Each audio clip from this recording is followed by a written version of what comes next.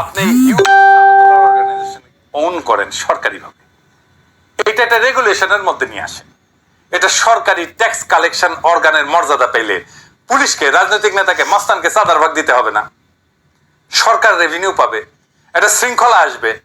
Ideally শাকসবজির আভ্যন্তরীণ পরিবহনে ট্যাক্স দেওয়ার রীতি কোথাও নাই, কোনো দেশে নাই। কিন্তু কি করবেন, আমাদের দেশে একটা বিকট সিস্টেম দাঁড়ায় গেছে, আপনি ইনহেরিট করছেন। এটার একটা ইনোভেটিভ সলিউশনের মাধ্যমে তো রেগুলেশনের মধ্যে না আনলে আপনি তো এটা কোনোভাবে বন্ধ করতে পারবেন না। ইতিহাস সাক্ষী। তো কাজটা কিভাবে হবে আসেন সেটা একটু বুঝি। কারা কারা চাঁদা তোলে তাদের তালিকা পুলিশের কাছে অবশ্যই আছে, না থাকলে তালিকা করতে হবে, এদেরকে ডাকতে হবে, মানে নেতাদেরকে বলতে হবে ভয় নাই, ডর নাই, সরকার তোমাদেরকে সাহায্য করবে, এই কাজটাকে অফিসিয়াল করে দেবে, তোমরা সরকারি কাজের সহায়ক হিসেবে মর্যাদা পাবা। তোমাদের এই চাঁদা কালেক্ট করার সিস্টেম করে দেবো, ইলেকট্রনিক পেমেন্ট আর বারকোড প্রিন্টিং একই সাথে চলবে। পেমেন্ট নিবা, বারকোড দিয়ে সালার উপরে বসাই দিবা ধাম করে। পণ্যের ধরন আর ওজনের উপরে ট্যাক্স বা চাঁদা নেওয়া হবে। তারা ট্যাক্স কালেক্টরের পোশাক পরবে, যারা ট্যাক্স কালেক্ট করবে সরকারি পোশাক। চাঁদাবাজি সমস্যার প্রাতিষ্ঠানিক সমাধান হবে। এই সিস্টেমে ট্রাক বা গাড়ির রেজিস্ট্রেশন নাম্বারও স্ক্যান করা হবে। চালানের পরিমাণ অনুসারে একটা নির্দিষ্ট ফি নেওয়া হবে। পুরো প্রক্রিয়াটা ইলেকট্রনিক, স্বচ্ছ এবং ট্র্যাকেবল হবে। ইলেকট্রনিক রসিদ সিস্টেম যদি চালু হয় তাহলে অবৈধ চাঁদাবাজি এমনিতেই বন্ধ। প্রাথমিকভাবে কয়েকটা গুরুত্বপূর্ণ রুটে, যেমন ধরেন উত্তরবঙ্গ থেকে ঢাকা বা চট্টগ্রাম, এই মডেল চালু করা যেতে পারে। পণ্য পরিবহনে কিউআর কোড বা বারকোড যুক্ত ট্যাক্স রসিদ ব্যবহার বাধ্যতামূলক করতে হবে। সরকারি ডেটা সিস্টেমে তাহলে প্রত্যেকটা পরিবহন এবং পণ্যের হিসাব স্বয়ংক্রিয়ভাবে অন্তর্ভুক্ত হয়ে যাবে। এই ডেটা ব্যবহার করে পণ্য সরবরাহের মানচিত্র তৈরি করা যাবে, পর্যবেক্ষণ এবং পরিকল্পনায় সহায়ক হবে। এইভাবে যারা চাঁদা কালেক্ট করে, ওইখানে স্থানীয় রাজনৈতিক নেতা হোক বা এই যারাদার হোক, যেই হোক, ট্রাক ড্রাইভার ইউনিয়ন হোক, বাজার সিন্ডিকেট হোক, তাদের সাথে চুক্তি করতে হবে। তাদেরকে সরকারি দায়িত্ব দিয়ে স্বচ্ছতার মধ্যে আনতে হবে এবং এর মধ্যে দিয়ে একটা আধুনিক নেটওয়ার্ক তৈরি হবে। এবং যেখানে এই যে মধ্যস্থতাকারী যেগুলো, যারা মূল টাকাটা খেয়ে নেয়, তাদের সংখ্যা কমে যাবে। সরাসরি কৃষক থেকে ভোক্তার কাছে পণ্য পরিবহন হবে। এতে কি সুবিধা হবে? চাঁদাবাজি এবং অযৌক্তিক যে সিন্ডিকেট কার্যক্রম, এটা বন্ধ হবে। রাজস্বটা সরকার পাবে। 1 কেজি সিমে এমনকি 5 টাকাও যদি চাঁদা নেয় বা ট্যাক্স নেয়, তাও সিমের দাম অর্ধেকে নেমে আসবে, 30 টাকায় নেমে আসবে।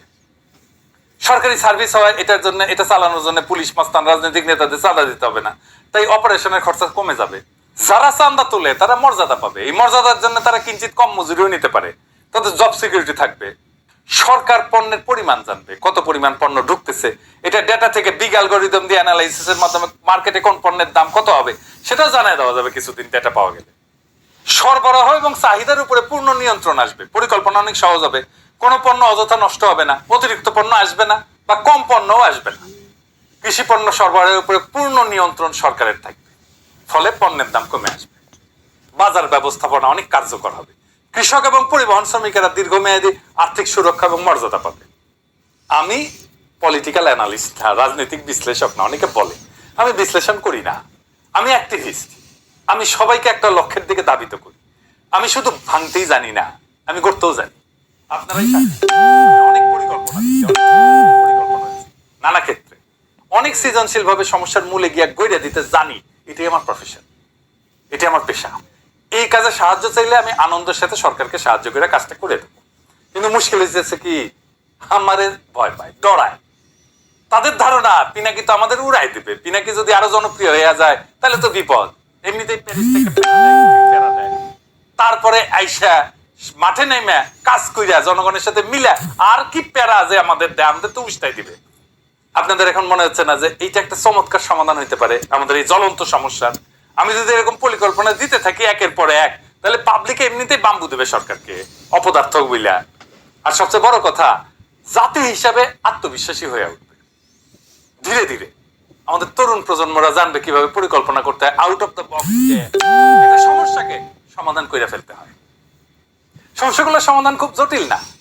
এরপরে দেখবেন নিজেরাই এইভাবে সৃজনশীল সমাধান খুঁজে পাবে বেশিরভাগ সমস্যা। সেই সাধারণ মানুষ নিজের হাতে নিজের নির্ভরতার চাবি নেবে।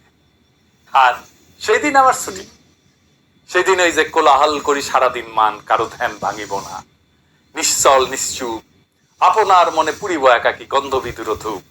আপনাদের সুখের সংসারে গ্যাঞ্জাম বাদাইতে আসবো না। আমার নাম দিছে বিএনপির লোকেরা, আমি নাকি গ্যাঞ্জাম ভট্টাচার্য, আমি খালি গ্যাঞ্জাম করি। তবে আমি বাঙ্গু এলিটদের কাছে মূর্তিমান আপদ হিসেবে বিবেচিত হইলেও বাংলাদেশের সাধারণ মানুষ আমার কথা মনে রাখবে অনেকদিন।